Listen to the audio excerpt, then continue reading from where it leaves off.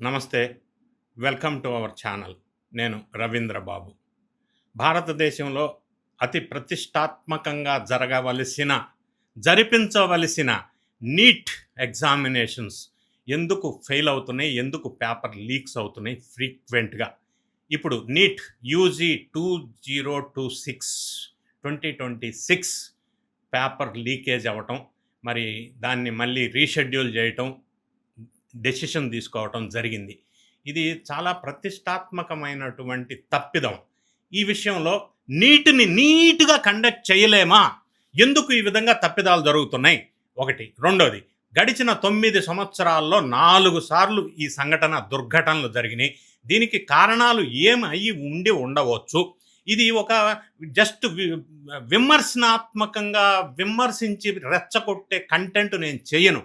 ఒక ప్రొఫెషనల్‌గా where went wrong, what went wrong, దాంతో పాటుగా నా ఎక్స్పర్టైజ్ సలహాలు, సూచనలు ఏ విధంగా ఉంటే ఇటువంటి జరగకుండా ఉంటాయి అనే నిర్మాణాత్మకమైన క్రిటిసిజంతో కూడిన సజెషన్స్ కూడా ఈ వీడియోలో నేను ఇవ్వదలుచుకున్నాను. ఎందుకంటే ఇది 23 లక్షల మంది స్టూడెంట్స్ భవిష్యత్తుకు సంబంధించినటువంటి అంశం. ఇందులో చాలా అంశాలు మనకి చాలామందికి తెలియని అంశాలు ఉన్నాయి. నీటు నిర్వహించేది నేషనల్ టెస్టింగ్ ఏజెన్సీ ఎన్టీఏ. కానీ వాళ్ళు మళ్ళీ వేరే వాళ్ళకి ఇది నిర్వహణ బాధ్యతలకి అవుట్సోర్సింగ్ ఇస్తారు, ఒక సాఫ్ట్వేర్ కంపెనీకి. అన్ఫార్చునేట్లీ నేను డీప్గా ఇది స్టడీ చేసినప్పుడు తెలియవచ్చిన అంశం ఏంటంటే, ఏదైనా ప్రాజెక్టు, సివిల్ వర్కో, ఇంకొకటో కాంట్రాక్ట్ ఇచ్చినప్పుడు వ్యవస్థలో మనకి ప్రాక్టీసు సిస్టమ్ ఏంటంటే, అన్నిటికంటే ఎవరు రేటు తక్కువ ఇస్తే వాళ్ళకి కాంట్రాక్ట్ ఇస్తారు. దాన్ని L1 అంటారు ప్రొఫెషనల్ లాంగ్వేజ్లో. సో అన్ని విషయాల్లో రేటు తక్కువ ఉన్నదానికి కాంట్రాక్ట్ ఇవ్వకూడదు. L1 అనేది ఫర్ ఎగ్జాంపుల్ తిరుమల తిరుపతి పవిత్రమైన లడ్డూకి సంబంధించి నెయ్యి సప్లై చేసే కాంట్రాక్ట్లో ఎవడు తక్కువ రేటుకి ఇస్తే వాడి కాంట్రాక్ట్ ఇవ్వకూడదని ఇటీవల మనకు వచ్చింది పంచాయతీ. అక్కడ రేటు కాదు ముఖ్యం, క్వాలిటీ ముఖ్యం. సో ఈ నీట్ ఎగ్జామినేషన్లో కూడా ఇటువంటి తప్పిదం జరిగింది. అది వ్యవస్థ తప్ప, ప్రభుత్వం తప్ప, ఈ పిల్లల తప్ప, ఎందుకు ఇలా జరిగింది అనేది డీటెయిల్డ్గా విశ్లేషణ చేసే ప్రయత్నం చేస్తాను. వీడియో చివరి వరకు చూడండి, స్కిప్ చేయకుండా. ప్రతిష్టాత్మకమైన యూనివర్సిటీలో సీటు కోసం ఎంతోమంది, కళల కోర్సులో చేరాలని మరికొంతమంది, భవిష్యత్తు ఎలా ఉండాలో ముందుగానే లెక్కలు వేసుకొని దానికి తగ్గట్టుగా సంసిద్ధమయ్యే వారు ఇంకొంతమంది. ఈ విధంగా ఇలాంటి ఎంతోమంది విద్యార్థుల ఆశలు, ఆశయాలు, అంచనాలు తలకిందులు అవుతున్నాయి. కారణం నేషనల్ టెస్టింగ్ ఏజెన్సీ ఎన్టీఏ పనితీరు. ఉన్నత విద్యా ప్రవేశ పరీక్షల కోసం, నిర్వహణ కోసం 9 సంవత్సరాల క్రితం ఏర్పాటైంది ఈ ఎన్టీఏ సంస్థ. ఇప్పటి నుంచి కాదు, అప్పటి నుంచి ఏదో ఒక వివాదంలో ఉంటూనే ఉంది కంటిన్యూస్గా. పరీక్షా పత్రాల్లో ప్రశ్నలు మార్చేసి ఒకసారి, సమాధానాలు మార్చేసి మరొకసారి, అలాగే ఇలా ఇష్టం వచ్చినట్టు ఎట్లా పడితే అట్లా, ఎప్పుడు పడితే అప్పుడు విద్యార్థుల భవిష్యత్తుతో ఆటలాడుతుందా అన్న ప్రశ్న ఉత్పన్నమవుతుంది. ఇప్పుడు ఏకంగా నీట్ ఎగ్జామ్ పేపర్ లీక్ అవ్వడం దేశవ్యాప్తంగా సంచలనమైంది. ఈ వ్యవహారం పరీక్ష రద్దు వరకు వెళ్ళింది. సిబిఐతో సరే దర్యాప్తు చేస్తామని చెప్పి కేంద్రం వాళ్ళు ఒక ప్రకటన కూడా చేశారు.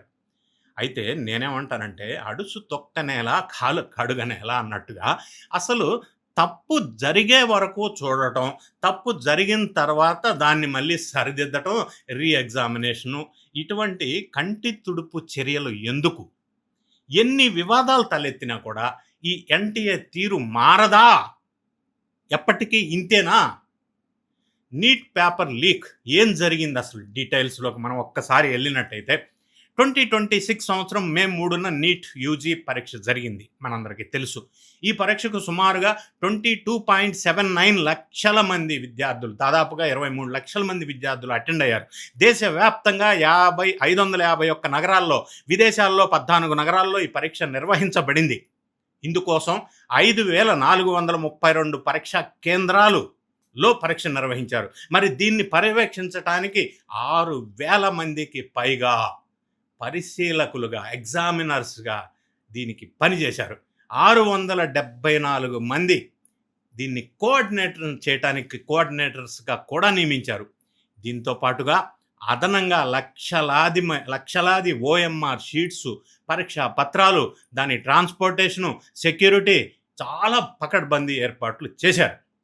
ఒక అంచనా ఏంటంటే, ఇయన్నీ చేయటం కోసం ఈ నీట్ పరీక్షకి ఒకసారి దేశవ్యాప్తంగా నిర్వహించటానికి గవర్నమెంట్ వాళ్ళు ఖర్చు పెట్టింది సుమారుగా 150-200 కోట్లు. మళ్ళీ ఎగ్జామినేషన్ అంటే ఆ భారం ఎవరు మోయాలా? ఎక్కడ లీక్ అయిందో అక్కడ పెట్టొచ్చు కదా ఆ స్టేట్‌లో. మళ్ళీ దేశం మొత్తం ఎందుకు పెట్టాలనే ఒక చర్చ జరుగుతా ఉంది. ఇప్పుడు దేశవ్యాప్తంగా ఒక అలజడి. ఒక్క ప్రకటనతో అంతా గందరగోళం. తీవ్రమైన ఆరోపణలు, ప్రతి విమర్శలు, అంతకు మించి అంత ఆందోళనలు. ఈ నెల 3వ తేదీన జరిగినటువంటి నీట్ పరీక్షని రద్దు చేస్తున్నట్టుగా నేషనల్ టెస్టింగ్ ఏజెన్సీ ఎన్టీఏ వాళ్ళు అనౌన్స్ చేశారు. అందుకు కారణం ఏంటి ఒకసారి ఆలోచించినట్టయితే, పరీక్షా పత్రం లీకు, పేపర్ లీకు యథావిధే. రాజస్థాన్‌లో పేపర్ లీక్ అయిందని చెప్పి పెద్ద ఎత్తున వార్తలు వెలుగులోకి వచ్చాయి. సరే, రాజస్థాన్ అంటారు, కొంతమంది నాసిక్ అంటారు, నాసిక్ నుంచి రాజస్థాన్ అంటారు. ఎగ్జామ్‌కి 42 గంటల ముందే వాట్సాప్‌లో చాలామంది స్టూడెంట్స్‌కి మెటీరియల్ షేర్ అయ్యింది అనేది వార్త. రాజస్థాన్ అనంగంలోనే జనరల్‌గా ఇవన్నీ కూడా కోటా అనే ఒక ఏరియాలో కోచింగ్ సెంటర్ల నుంచి మెటీరియల్ లీక్ అవుతుంది. అక్కడ కోచింగ్ సెంటర్స్ ఎక్కువ ఉంటాయి. దాని గురించి కూడా నేను డీటెయిల్ విశ్లేషణ చేస్తాను. పరీక్షల్లో కెమిస్ట్రీకి సంబంధించిన విభాగంలో 120కి పైగా ప్రశ్నలతో ఓ ప్రాక్టీస్ పేపర్ అనేది గుర్తించడం జరిగింది. ఈ పేపర్‌ను స్టూడెంట్స్‌కి 20,000 నుంచి డిపెండింగ్ ఆన్ ద టైం 2 లక్షలు, 3 లక్షల వరకు కూడా దీన్ని అమ్మి సొమ్ము చేసుకున్నారు. ఇదొక పెద్ద మాఫియా. ఇంత జరిగాక ఇప్పుడు మేలుకున్నటువంటి ఎన్టీఏ పరీక్షను రద్దు చేసి త్వరలోనే కొత్త తేదీలు ప్రకటిస్తామని చెప్పి చేతులు దులిపేసుకుంది. అయిపోయా. వాట్ ఈస్ దిస్ అండి? ఈ ఎన్టీఏ ఏంటి అసలు? దీని నేపథ్యం ఏంటి ఒకసారి మనం చూసినట్టయితే, ఈ 2017లో కేంద్రం ఈ నేషనల్ టెస్టింగ్ ఏజెన్సీని ఏర్పాటు చేసింది. ఈ జేఈఈ కానీ, నీట్ కానీ, యూజీసీ లాంటి పరీక్షల నిర్వహణ దీనికి ప్రధానమైన ఉద్దేశం కోసం దీన్ని ఎస్టాబ్లిష్ చేశారు. అంటే సిబిఎస్ఈ, ఏఐసిటిఈ పైన పరీక్షల భారాన్ని తగ్గించి అవి ఓన్లీ అకాడమిక్స్ పైన దృష్టి ఎక్కువ పెట్టాలన్న ఉద్దేశంతో ఈ ఎన్టీఏ సంస్థను ఏర్పాటు చేశారు సెంట్రల్ గవర్నమెంట్ వాళ్ళు. కానీ ఏర్పాటైనప్పటి నుంచి ఈ సంస్థ బాధ్యతాయుతంగా పనిచేసినట్టయితే అనిపించట్లేదు అన్న భావం భారతదేశంలో ప్రజలందరికీ కలుగుతూ ఉంది. జేఈఈ మెయిన్స్ తప్పులు ఎన్నో ఉన్నాయి. మనం ఒకసారి చూసినట్టయితే పాత సంగతులు పక్కన పెడితే ఈ లేటెస్ట్గా జేఈఈ మెయిన్ కెమిస్ట్రీ ఆన్సర్కి విడుదల చేసినప్పుడు, కీ రిలీజ్ చేసినప్పుడు మొత్తం తప్పుల తడకెగా ఉందని చెప్పి అభ్యర్థులు ఆందోళన వ్యక్తం చేసిన విషయం కూడా మనం ఇటీవల లేటెస్ట్గా చూసాం. దీనివల్ల 10-20 మార్కులు తగ్గే ప్రమాదం ఉందని చెప్పి సోషల్ మీడియాలో పోస్టులు బాగా విపరీతంగా సర్క్యులేట్ అయినాయి. అప్పుడు అయినటువంటి నేషనల్ టెస్టింగ్ ఏజెన్సీ మరుసటి రోజే కీని రివైజ్ చేసి 19 ప్రశ్నలు కరెక్ట్ చేసింది. సో ఇది ఈ మధ్య జరిగిన దుర్ఘటన. ఇక 2025లో కూడా ఇదే జరిగింది. ఫైనల్ ఆన్సర్ కీలో గందరగోళం వల్ల 12 ప్రశ్నలను 12 క్వశ్చన్స్ని పూర్తిగా డిలీట్ చేయాల్సి వచ్చేసింది. ఎవ్రీ ఇయర్ ఇలాంటి సమస్యలు పునరావృతం ఉన్నాయి అనేది నా బాధ, ఆవేదన లేదా స్టూడెంట్స్ ఆందోళన. 2024లో కూడా వివాదాలు వచ్చినాయి యూజీసీ నెట్లో. అంటే నీట్ యూజీసీ పేపర్ లీక్ అప్పుడు కూడా జరిగింది. 24లో కూడా ఆరోపణలు వచ్చినాయి. ఫలితాల తర్వాత 67 మందికి ఫుల్ మార్క్స్ రావటం అనుమానాలకి తావిచ్చింది గతంలో. అలాగే 1563 మందికి గ్రేస్ మార్కులు కలపటం ఒక పెద్ద దుమారం లేపింది 2024లో. ఇదే సమయంలో యూజీసీ నెట్ పరీక్ష కూడా రద్దు చేయవలసిన అవసరం ఏర్పడింది. టెస్ట్ పేపర్లు డార్క్ నెట్, టెలిగ్రాముల్లో 5,000 నుంచి 6 లక్షల వరకు అమ్ముడైనట్టుగా అప్పట్లో తేల్చేశారు. సుప్రీంకోర్టు వరకు వెళ్ళిన తర్వాత ఈ వ్యవహారాలతో కేంద్రం national testing agency director general సుబోధ్ను పదవి నుంచి కూడా అప్పట్లో తప్పించేశారు. జరిగింది. సో ఈ తప్పులు జరగటం, వాళ్ళని పదవిలో నుంచి తప్పించటం ఎంతకాలం, how long it will continue? So NTA versus వాస్తవం మనం ఒకసారి చూసినట్టయితే నేషనల్ టెస్టింగ్ ఏజెన్సీ అధికార వెబ్‌సైట్‌లో ఇప్పుడు నేను చూస్తే to conduct efficient, transparent and international standards tests పెట్టారు. బానే ఉంది. మంచిగా పెట్టారు విజను. అంటే పారదర్శకంగా అంతర్జాతీయ ప్రమాణాలతో పరీక్షలు నిర్వహిస్తామని చెప్పి వాళ్ళు ఒక కమిట్మెంట్, ఒక విజన్ పెట్టుకున్నారు. కానీ అందులో 1%, 10% కూడా ప్రాక్టికల్‌గా ఇంప్లిమెంట్ అవ్వట్లేదు. నీట్ అనేది హైలీ కాంపిటేటివ్ ఎగ్జామ్. సుమారుగా 23,00,000 మంది రాస్తే అందులో ఉండేది 1,25,000 సీట్లు మాత్రమే. ఇంత కష్టపడి చదివినటువంటి ఈ స్టూడెంట్స్ పరీక్ష రద్దయింది అని తెలిస్తే వాళ్ళ సైకలాజికల్ స్టేటస్ ఏ విధంగా డిస్టర్బ్ అవుతుంది ఒక్కసారి ఊహిస్తేనే మనకు కష్టంగా లేదా? అయితే ఎక్కడ లోపాలున్నాయి? ఈ పరిష్కారం ఏంటి? ఇప్పుడు విశ్లేషిస్తా నేను. ఒకటి, ఎన్టీఏలో సిబ్బంది కొరత. నేషనల్ టెస్టింగ్ ఏజెన్సీలో శాశ్వత సిబ్బంది, పర్మనెంట్ ఎంప్లాయీస్ తక్కువ ఉంటారు. దానివల్ల ప్రింటింగు, లాజిస్టిక్స్ లాంటి పనుల్ని ప్రైవేట్ వెండర్స్కి ఇస్తుంటారు. అంటే ప్రైవేట్ వెండర్స్ మీద ఈ సంస్థ ఆధారపడుతుంది. ఇది లీకులకి ప్రధానమైనటువంటి కారణం. Whether you accept it or not, this is one of the reasons. రెండోది, మానవ ప్రమేయం. నీట్ పరీక్ష పెన్ను పేపర్ విధానంలో ఉంటుంది. పేపర్ల ప్రింటింగ్ దగ్గర నుంచి, అంటే అది ట్రాన్స్పోర్టేషను, షిప్పింగ్ వరకు కూడా మ్యాన్ పవర్ ఇన్వాల్వ్మెంటే ఎక్కువగా ఉంటుంది. మరి ఎక్కడైతే మ్యాన్ పవర్ ఇన్వాల్వ్మెంట్ ఎక్కువగా ఉంటుందో అక్కడ ఏముంటుంది? ఇటువంటి మిస్టేక్స్ ఉంటాయి. అంటే సెక్యూరిటీ ఇష్యూ ఇక్కడ. ఇక మూడో పాయింట్, కోచింగ్ సెంటర్స్ మాఫియా. చాలా లేదా కొన్ని కోచింగ్ సెంటర్స్ ఒక మాఫియా లాగా ఫామ్ అయ్యి మధ్యవర్తుల ద్వారా పేపర్ని లీక్ చేస్తున్నాయన్న ఆరోపణలు ప్రధానంగా వస్తున్నాయి. దీని వెనక కొంతమంది నేతలు కూడా ఉన్నారని చెప్పి ఇప్పుడు వార్తలు కూడా వస్తున్నాయి.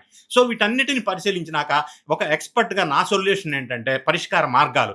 అమెరికాలో ఎడ్యుకేషనల్ టెస్టింగ్ సర్వీస్ లాంటి ఎక్స్పర్ట్ సంస్థ ఉంది. ఆ టెక్నాలజీని వీళ్ళు అధ్యయనం చేయాలి కదా, స్టడీ చేయాలి కదా, whether it is feasible or possible to implement in India in place of NTA అనేది.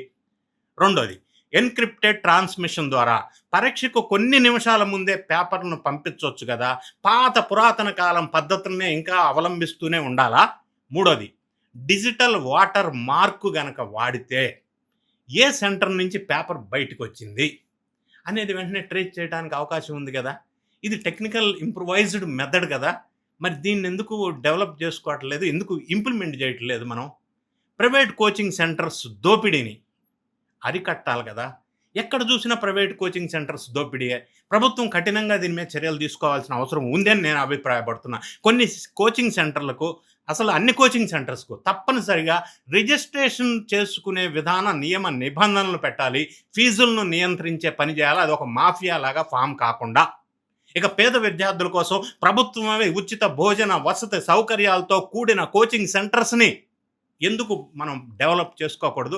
ఈ కోచింగ్ సెంటర్ల మాఫియా నుంచి పిల్లలు ఎలా బారిన పడకుండా ఉండాలనేది ఆలోచన చేయాలా. ఇంకొక పాయింట్, మన ఎగ్జాంపుల్ తమిళనాడు లాంటి రాష్ట్రాల నుంచి వస్తున్న డిమాండ్స్ ఏంటంటే, అవి కూడా కొన్ని పరిగణలోకి తీసుకోవచ్చు, చెక్ చేయాల్సిన అవసరం ఉంది. రాష్ట్ర ప్రభుత్వం కోటాలోని యూజీ, పీజీ సీట్లకు నీట్ నుంచి మినహాయింపు ఇవ్వాలి. ఇది కొన్ని రాష్ట్రాలు కోరుతున్నాయి, ఫర్ ఎగ్జాంపుల్ తమిళనాడు. ఇక ఇంకొక నా సూచన, పరీక్షల నిర్వహణకు ఏం జరిగిందంటే వేర్ వెంట్ రాంగ్ అనేది చెప్తా. Tata Consultancy Services TCS 311 rupees quote చేసింది. అయితే ఎడ్యుక్వెస్ట్ అనే సంస్థ 171 రూపీస్ కోట్ చేసింది. తక్కువ కోట్ చేసింది కదా నీట్ నిర్వహణకు. సో ఇప్పుడు ఎన్టీఏ ఏం చేసిందంటే, ఎడ్యుక్వెస్ట్ అనే సంస్థ తక్కువ కోట్ చేసింది కదా 171 అని చెప్పి దానికి ఆర్డర్ ఇచ్చేశారు. అంటే ఇది కేవలం ఎడ్యుక్వెస్ట్ వైఫల్యం కాదు, ఇది వ్యవస్థ వైఫల్యం. ఏ కాంట్రాక్టర్ అయినా ఎక్కడైనా జనరల్గా ఎవరికి L1 ఇవ్వాలి అన్న సూత్రాన్ని జాతీయ పరీక్షల నిర్వహణకు వర్తింప చేయవచ్చా? ఇది అజ్ఞానమా, నిర్లక్ష్యమా? ఈ ప్రశ్నకి సమాధానం చెప్పవలసింది ఎవరు? ప్రభుత్వం. ఇటువంటి పునరావృతం అవుతున్నాయి కాబట్టి, లక్షల మంది స్టూడెంట్స్ సఫర్ అవుతున్నారు కాబట్టి. ఇక క్లోజింగ్ నేనేమంటానంటే, టెక్నాలజీ ఇంత పెరిగినా పేపర్ లీకును అరికట్టకపోవటం నేషనల్ టెస్టింగ్ ఏజెన్సీ వైఫల్యమా, ప్రభుత్వ వైఫల్యమా? ఇప్పటికైనా టెక్నాలజీ డెవలప్ అయిన తర్వాత శాస్త్రీయ పద్ధతులను అవలంబించి విద్యార్థుల భవిష్యత్తును కాపాడవలసిన అవసరం ఖచ్చితంగా ఉంది అనేది నేను అభిప్రాయపడుతున్నా. వీటన్నిటిని పరిగణలోకి తీసుకొని ప్రభుత్వం వారు మళ్ళీ ఇటువంటి దుర్ఘటన జరగకుండా అరికట్టవలసిన బాధ్యత ఉంది. ఈ ఒక్క పేపరే కాదు, ఏ ఎగ్జామినేషన్లో, ఏ కాంపిటీషన్ ఎగ్జామినేషన్లో కూడా పేపర్ లీక్ అవ్వటం అనేది స్టూడెంట్స్ మీద మానసికంగా చాలా ఇబ్బందికరమైన పరిస్థితులు ఏర్పడతాయి. వాళ్ళ టైం వేస్ట్ అవుతుంది, శ్రమ వేస్ట్ అవుతుంది, ఎన్నో రకాల ఇండైరెక్ట్ అంటే మనం మెజర్ చేయలేని ఇంపాక్ట్స్ కూడా ఉండే అవకాశం ఉంది. దీన్ని తీసుకొని మళ్ళీ ఇటువంటి జరగకుండా చూడవలసిన, సీరియస్గా వ్యవహరించవలసిన అవసరం ఉంది అని చెప్పి నేను అభిప్రాయపడుతున్నా. మీరేమనుకుంటున్నారు? మీ కామెంట్ని కామెంట్ రూపంలో తెలియజేయండి. Thank you so much for watching.